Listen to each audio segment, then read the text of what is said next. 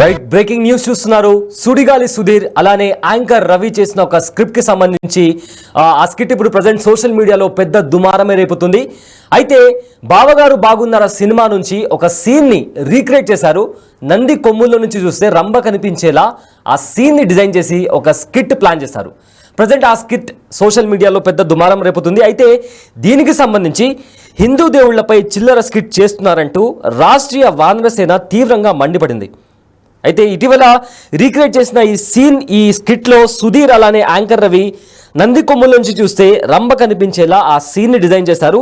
So social మీడియాలో ఆ skit వైరల్గా మారిన తర్వాత ఎవరైతే హిందూ రాష్ట్రీయ వానరసేన ఉన్నారో వాళ్ళు తీవ్రంగా మండిపడ్డారు. అలానే వెంటనే ఎవరైతే ఈ స్కిట్లో ఉన్నారో వాళ్ళంతా వెంటనే క్షమాపణలు చెబితే మంచిది, లేదంటే లీగల్గా చర్యలు తీసుకోవాల్సి వస్తుందని చెప్పి వాళ్ళు హెచ్చరించడం జరిగింది.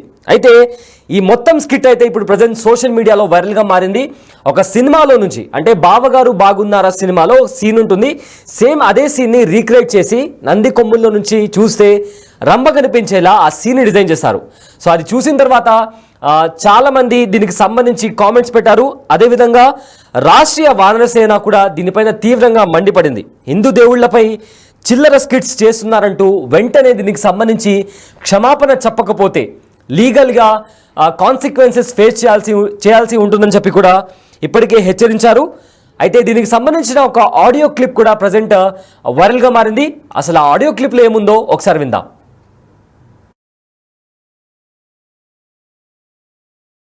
రవి గారా అండి మాట్లాడేది? Hello hello, TV actor Ravi గారా అండి? అవునండి, నా పేరు కేశవ్ రెడ్డి అండి, రాష్ట్రీయ వానరసేనకి వెళ్ళి మాట్లాడుతున్నాను నేను. కేశవ్ రెడ్డి ఎక్కడి నుంచి అండి? రాష్ట్రీయ వానరసేన అని హిందూ ఆర్గనైజేషన్ అండి. చెప్పండి సార్. మీరు సుడిగాలి సుధీర్ కలిసి ఒక స్క్రిప్ట్ చేశారు కదా, నందీశ్వరుడు అది చూస్తే ఏదో నాకు మీరు దేవుడు కనిపిస్తే అంటే అతనేమో అమ్మాయి కనిపిస్తుంది అని చెప్పి, అది కరెక్ట్ కాదు అండి ఇట్లా హిందువులను కించపరచడం. అది చిరంజీవి గారు బావగారు బాగున్నారా చేశారండి. ఏది సరే అండి, వాళ్ళు ఏదో తప్పు చేసారని మీరు కూడా అట్లనే చేస్తారా అండి? అది తప్పని చెప్పలేదండి ఎవరు. ఏనండి అది తప్పని చెప్పలేదు, అందుకే చేశాం. చిరంజీవి గారే చేశారు కదా అని మేము చేసాం. ఇప్పుడు చిరంజీవి గారు ఏ సినిమాలో చేసిన ఎన్ని సంవత్సరాల క్రితం అండి మీరు చెప్పేది? అది ఒక 20 సంవత్సరాలు ఏం వచ్చండి. సరే 20 సంవత్సరాల కింద ఏదో చేసిరు, సో మీరు రిపీట్ చేస్తారా అండి? మీరు కూడా చదువుకున్న వాళ్ళే కదా.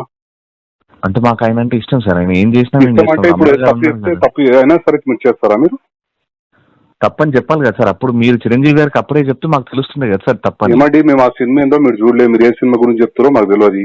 మీరే 20 సంవత్సరాలు super duper hit cinema sir. చూడలేండి, మాకు అనవసరం మాకు సినిమాల గురించి. నేనేమనుకున్నా సమాజాన్ని కించపరిచే విధంగా చేస్తున్నారని అడుగుతున్నాను. ఏం చేశాను సార్ సమాజం ఎట్లా ఏం చేశాను? అవును, మీరు స్క్రిప్ట్ చేశారు కదా, వీడియో ఉంది కదండి ఓపెన్ గా. అవును, ఏం చేసాము? ఏందా అందుకెళ్ళి అమ్మాయి కనిపిస్తుందని ఎలా అంటారండి మీరు? శివుని దాంట్లోకెళ్ళి నందిని చూసుకుంటా అంటే ఇప్పుడు అమ్మాయిలు గుడిలో తిరుగుతూ ఉంటారు కదండి. అయితే ఇప్పుడు ఆయన అట్లా కొమ్మలతో దేవుడిని చూద్దాం అనుకున్నాడు, కానీ అమ్మాయి మధ్యలో వచ్చింది. ప్రదక్షిణాలు చేస్తుంటారు కదా సార్, అప్పుడు ఈ అమ్మాయి మధ్యలో వచ్చింది. ఏమైంది, కనిపించారా స్వామివారు అంటే అమ్మవారు కనిపించారు అంటారు.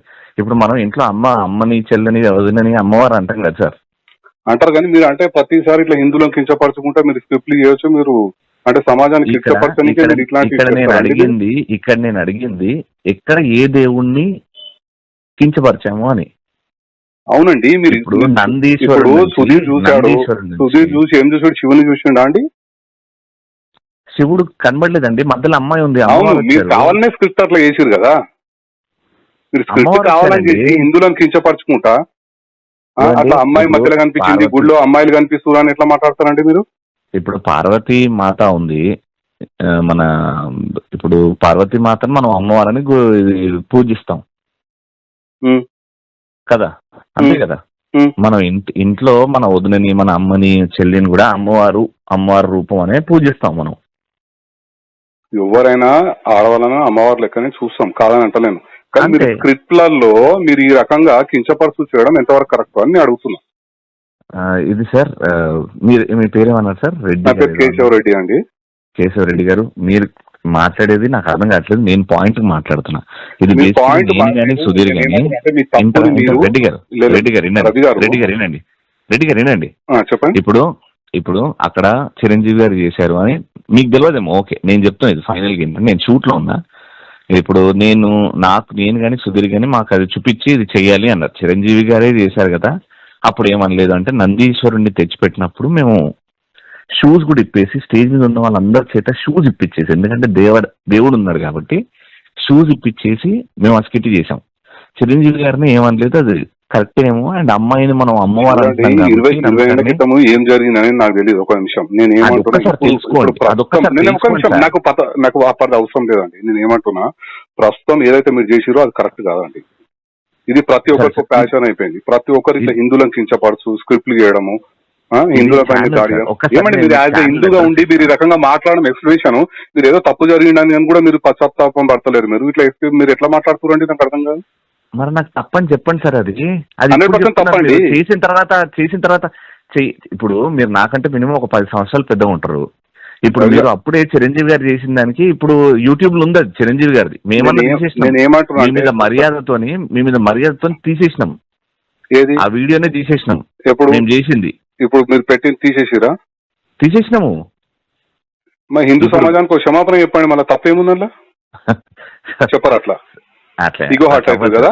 ఇప్పుడు ఇంతమంది హిందువులు చూసే కదా మీరు ఈ స్టేజ్ వచ్చారు. మీ షోలు నేను ఏమంటే రవి గారు ఒక్క నిమిషం, హిందూ సమాజం మొత్తం చూస్తేనే కదా మీరు ఈ స్టేజ్ వచ్చారు. మీకు తప్పు జరిగినప్పుడు హిందూ సమాజానికి క్షమాపణ అయిపోయినాక తప్పేముందండి? మీకంటే ముందు 20 మందికి ఎక్స్ప్లెయిన్ చేసినాము. 20 మందికి ఎక్స్ప్లెయిన్ చేసినాము. మీరు నంబర్ నాది ఏడు నుంచి తీసుకున్నారో అక్కడ నుంచి నాకు సుధీర్కి వస్తే మేము 20 మందితో మాట్లాడాం. మాట్లాడాలండి. తప్పు జరిగినప్పుడు ఫోన్ చేస్తారు కదా, ఎవరైనా సరే చేస్తారు కదా. హిందువే కదా, మీరు కూడా ఒక హిందువే. రవి గారు మధ్యలో ఇగో వస్తుంది. రవి గారు ఒక్క నిమిషం, మీరు కూడా ఒక హిందువే కదా. నేను ఇండియన్ సార్. మీరు ఇండియన్, హిందూ కాదైతే. అంటే ఇట్లనే కించపరచు పోస్టులు పెడతాము, మాకు ఎవరన్నా ఫోన్లు చేసినప్పుడు తీసేస్తాం, అంతే కదా. మీరు ఏం చెప్పండి సార్, పోస్ట్ మీరు ఇగోతో మాట్లాడితే ఏం చేయలేము సార్. ఇగోతోడు కాదండి, మీరు చేయడమే తప్పు చేస్తారు. మీరు చిరంజీవి గారు చేసినట్టు నాకు తెలియదు అంటారు. ఇప్పుడు చిరంజీవి గారు ఒక నిమిషం రవి గారు, ఒక నిమిషం, మేము సినిమాలు చూసుకుంటా కూర్చోమండి, మాకేం ఇది లేదు. మీ ఇప్పుడు మా దృష్టికి వచ్చింది కనుక మేము ఒక హిందూ ఆర్గనైజేషన్ కనుక మీకు కాల్ చేస్తాను. నేను అసలు ఏంది మీరు ఈ రకంగా చేయడం ఎంతవరకు కరెక్ట్ అని చెప్పి నేను ప్రశ్నిస్తున్నాను. Done sir. నేను ఒకటే ఫైనల్ గా ఏం చెప్తానంటే, జీ తెలుగు ఆఫీస్ మాదాపూర్ లో ఉంది సార్. మర్సిడీస్ షోరూమ్ వెనకాల మాదాపూర్ లో జీ తెలుగు ఆఫీస్, జీ తెలుగులో వచ్చింది సార్. ఇది ఒక్కసారి వాళ్ళు చేపించారు సార్ మొత్తం. మేము తీయమన్నాం, తీసేసారు, వీడియో తీసేసారు. అరే కొంతమంది హర్ట్ అవుతున్నారు, అందులో ఏం లేదు అయినా హర్ట్ అవుతారంటే తీసేసారు. ఓకే, మీరు ఏమైనా లేదా సార్, అది ఛానల్ పర్మిషన్ లేకుండా మేము చెప్పలేము. అదే నేను ఏమంటున్నా, హిందువులు మిమ్మల్ని ప్రతి ఒక్క హిందూ ఇప్పటిదాకా మీ షోలు చూసి మిమ్మల్ని లైకులు చేసి మిమ్మల్ని ఈ స్థాయికి తెచ్చిర్రో, అదే హిందూ సమాజాన్ని మాత్రం మీరు క్షమాపణ చెప్పనంటారు, అంతే కదా. మీరు అడిగిన దానికి నా సమాధానం సార్, మేము హిందూని కాదని చెప్పారు కదా మీరు ఇప్పుడు ఇందాకనే. మేము హిందూని నేను ఇండియన్ సార్. మీరు ఇండియన్ అని చెప్పారు కదా, హిందూ భారతీయుణ్ణి అల్లాకి పూజిస్తా, శివుణ్ణి పూజిస్తా. మీరు పూజించుకోండి. ఇతర మతస్థుల మీద మీరు చేసే దమ్ముందా అండి? మీరు ఇంత మాట్లాడుతున్నారు. హిందువులు కనుక ఏం చేయలేరు కనుక, చులకనగా ఉంటారు కనుక హిందువులు ప్రతి ఒక్కరు హిందువుల మీద పడతారండి. ఇప్పుడు మేము హిందువులను కూడా ఏమీ అనలేదని నేను ధైర్యంగా చెప్తున్నా. ఆ స్కిట్ ద్వారా ఏ హిందూని ఏమనలేదు. మా మనోభావాలు దెబ్బతిన్నాయి రవి గారు, మా మనోభావాలు దెబ్బతిన్నాయి కనుకనే నేను మీకు ఫోన్. డెఫినెట్ గా ఓకే, మీకు ఇబ్బంది అయ్యింది కదా, కాబట్టి మీకు ఇబ్బంది జరిగింది కాబట్టి మీరు జీ తెలుగుకి వెళ్ళండి సార్. అక్కడ డైరెక్ట్ వెళ్తాము, తీసుకుంటాం, అట్లేం లేదు. Right sir, right sir. మీకు ఎందుకంటే మీకు నామూషి ఫీల్ అవుతారు మీరు. క్షమాపణ రాంగ్ అండి, మీరు రాంగ్. నేను ఏమంటున్నా, మీరు ఎట్లా మాట్లాడుతున్నారు అంటే మేము చేస్తాం ఇట్లానే అన్నట్టుగా మీరు మాట్లాడుతున్నారు. గతంలో కూడా ఆయన ఇట్లనే మాట్లాడాడు, లాస్ట్ ఏమైందో తెలుసు. రాంగ్. ఎవరు చేసినా హిందూ సమాజానికి కించపడితే ఎవరైనా సరే వాళ్ళకి చట్టపరంగా బుద్ధి అయితే చెప్పొచ్చు కదా. హక్కు అయితే మాకు బరాబర్ బుద్ధి చెప్తాం. మేము కూడా 100% బుద్ధి చెప్తాం. మీకు చేయలేదు కాబట్టి, మీరు తప్పు చేసిరు అని చెప్పి నేను అనుకుంటున్నా. 100% మా హిందూ సమాజాన్ని మీరు కించపరిచినట్టే, మీకు చట్టపరంగా మీకు లీగల్ యాక్షన్ ఉంటుంది తప్పకుండా.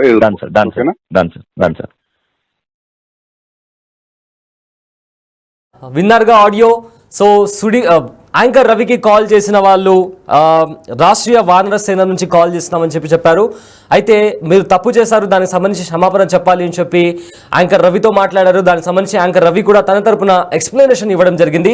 సో ఇదే నేపథ్యంలో వాళ్ళు చేసిన స్కిట్ ఖచ్చితంగా ఇది హిందూ దేవుళ్లపై మీరు చేసిన వ్యాఖ్యలు కరెక్ట్ కాదంటూ వాళ్ళు అడిగిన నేపథ్యంలో దానికి సంబంధించింది రవి కూడా తన తరపున ఎక్స్ప్లెనేషన్ కూడా ఇవ్వడం జరిగింది. అయితే మీకు ఇంకా క్లారిటీ కావాలంటే ఎవరైతే ఈ స్కిట్ చేపించారో ఆ ఛానల్కి వెళ్ళి మీరు మీ ఆన్సర్ మీరు తీసుకోవచ్చు అనేలాగా కూడా యాంకర్ రవి తరపు నుంచి కూడా ఎక్స్ప్లెనేషన్ వెళ్ళింది. అయితే ఇదే ఇష్యూకి సంబంధించి మా ప్రతినిధి గౌతమి సీనియర్ జర్నలిస్ట్ అయిన దుర్గతో మాట్లాడారు. సో ఆవిడ ఏమన్నారో ఒకసారి విందాం.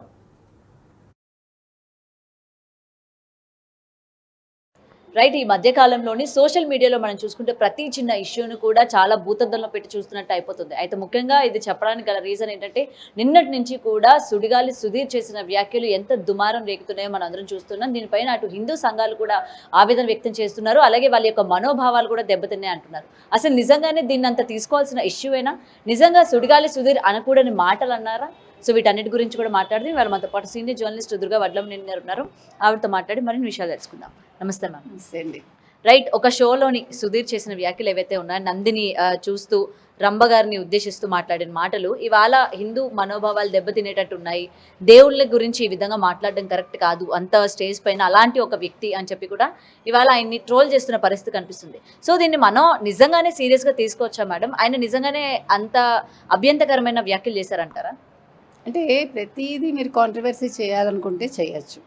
ఇప్పుడు అలా అనుకుంటే అసలు మనం తెల్లారి లేచి మనం మాట్లాడే మాటలు మీరు తీసుకుంటే తీర్థం పుచ్చుకున్నాడు, దీన్ని ఏ రకంగా వాడుతున్నారు మీరు? ఏ రకంగా వాడుతున్నారు? వాడచ్చా? వాడు శటకోపం పెట్టాడు అంటే మోసం చేశాడు, కైంకర్యం చేశాడు, డబ్బులు, మరి ఇవన్నీ దేవుడి పదాలే, అవునా కాదా? మీరు అలా అనుకుంటే సాగర్ సంగమంలో ఈ పదాలన్నీ ఉన్నాయి. ఎవరు? కమల్ హాసన్. తీర్థమా అండి? తీర్థం ఇప్పుడు కాదండి, గుళ్ళో ఇస్తారండి అంటాడు. తీర్థం అంటే అక్కడ Kamal Haasan what he will say మందు. మరి అలా మనం తప్పు తీసుకోవటం మొదలు పెడితే you have to restrict in the beginning it self. మనం మాట్లాడే ప్రతి మాటలో అసలు యాక్చువల్గా దీని మీద ఒక వ్యాసం రాయాలి. తప్పకుండా రాస్తాను నేను. ఎందుకంటే మనం ఏది తప్పులు మాట్లాడుతున్నామో దేన్ని మనం అంటే వేరే సందర్భాలకి వాడుతున్నాం. ఇవన్నీ కూడా తీసుకున్నప్పుడు ఇప్పుడు అతను నందిని ఇట్లా చూసి, మామూలుగా మనం శివుడిని చూస్తాం నందీశ్వరుడి దగ్గర కొమ్ముల మీద ఇలా ఫింగర్స్ పెట్టి వేళ్ళు పెట్టి మనం మధ్యలోంచి దేవుడిని చూస్తాం. అతను ఫన్నీగా చేశాడు అంటే నేను అనేది, మీరు భూతద్దంతో చూడడం మొదలు పెడితే తెల్లారు లేచి మనం మాట్లాడుకోలేము, మనం పనులు చేయలేము. కాబట్టి ప్రతిదీ అలా చూడకండి. ఇప్పుడు అతను ఏదైనా వల్గర్గా మాట్లాడాడు, లేదు కాళ్ళతో తన్నాడు, లేకపోతే ఇంకేదో చేశాడు, అలాంటప్పుడు మీరు దాన్ని ఖండించండి. ఖండించాల్సిన దగ్గర ఖండించండి, అంతే తప్ప ప్రతిదాన్ని మీరు ఖండించడం మొదలు పెడితే దానికి అంతు పొంతు ఉండదు నన్ను అడిగితే. అది నేను చెప్పేది.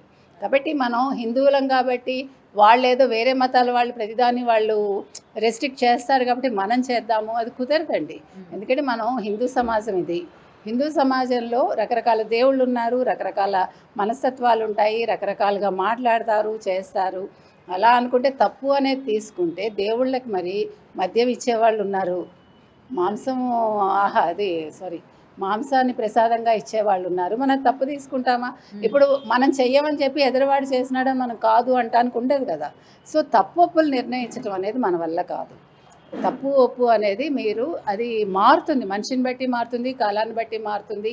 Both good and bad or relative merits అంటారు. కాబట్టి ఖచ్చితంగా సుధీర్ని వాళ్ళు ట్రోల్ చేయక్కర్లేదండి. ఒకసారి అతను ఒక సారీ చెప్పేస్తే అయిపోతుంది. ఎందుకంటే ప్రతిదీ కూడా పెద్దది చేసి అనవసరంగా సోషల్ మీడియాలో దానికి ఇంపార్టెన్స్ ఇచ్చి మనం తగ్గించుకోవద్దు, మన దేవుళ్ళని మనం తగ్గించొద్దని నేను చెప్తాను.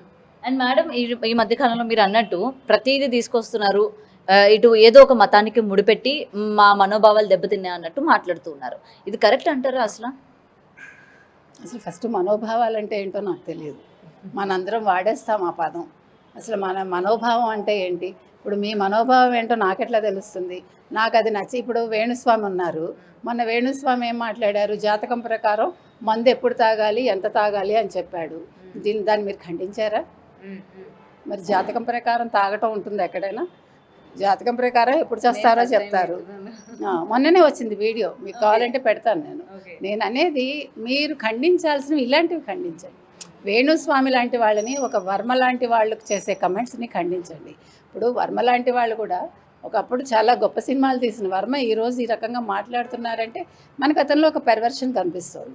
కాబట్టి అలాంటి వాళ్ళని ఖండించండి. అంతేగాని సరదాగా ఏదో చేశారని దాన్ని మీరు ఒక పెద్ద ఇష్యూ చేసేసి దాని మీద సుధీర్ చాలా మా మనోభావాలు దెబ్బతీశాడంటే అదంతా అంటే మాట్లాడాల్సిన అంశం కాదనేది నా ఉద్దేశం. Thank you ma'am. రైట్, అది సీనియర్ జర్నలిస్ట్ దుర్గాతో మా ప్రతినిధి గౌతమి. సో అదే ప్రజెంట్ సుడిగాలి సుధీర్ అలానే యాంకర్ రవి చేసిన ఒక స్క్రిప్ట్ సోషల్ మీడియాలో పెద్ద దుమారమే రేపుతుంది. దీనికి సంబంధించి చాలామంది హిందూ దేవుళ్లను కించపరిచినట్లు స్క్రిప్ట్ చేస్తున్నారు. సో తక్షణమే సమాధానం చెప్పాలి అండ్ క్షమాపణ కూడా చెప్పాలి అంటూ కూడా వాళ్ళు కామెంట్స్ చేస్తున్న పరిస్థితి కనిపిస్తుంది. అలానే రాష్ట్రీయ వానర సేన నుంచి కూడా చాలామంది ఇటు సుడిగాలి సుధీర్కి కానీ లేదా యాంకర్ రవికి కానీ కాల్ చేసి మీరు వెంటనే క్షమాపణ చెప్పాలి అని చెప్పి కాల్ చేస్తున్నారు. దానికి సంబంధించి ఇందాక మనం విన్న ఆడియోలో కూడా యాంకర్ రవి తన తరపున ఎక్స్ప్లెనేషన్ కూడా ఇవ్వడం జరిగింది. ఒకవేళ మీరు నా ఎక్స్ప్లెనేషన్తో సాటిస్ఫై అవ్వకపోతే ఏదైతే ఛానల్ తరపున మేము ఈ స్క్రిప్ట్ చేశామో మీరు వాళ్ళ దగ్గరికి వెళ్ళి అడగొచ్చు. సో దానికి కావాల్సిన సమాధానం వాళ్ళు మీకు ఇస్తారు అని కూడా యాంకర్ రవి తన తరపున ఉన్న క్లారిటీ అనేది ఇవ్వడం జరిగింది. సో ప్రజెంట్ రాష్ట్రీయ వానర సేన మీరు క్షమాపణ చెప్పకపోతే మీకు బుద్ధి చెప్తాము అని కూడా వాళ్ళు వార్నింగ్ కూడా ఇవ్వడం జరిగింది. సో ప్రజెంట్ ఈ ఇష్యూ సోషల్ మీడియాలో వైరల్గా మారుతుంది.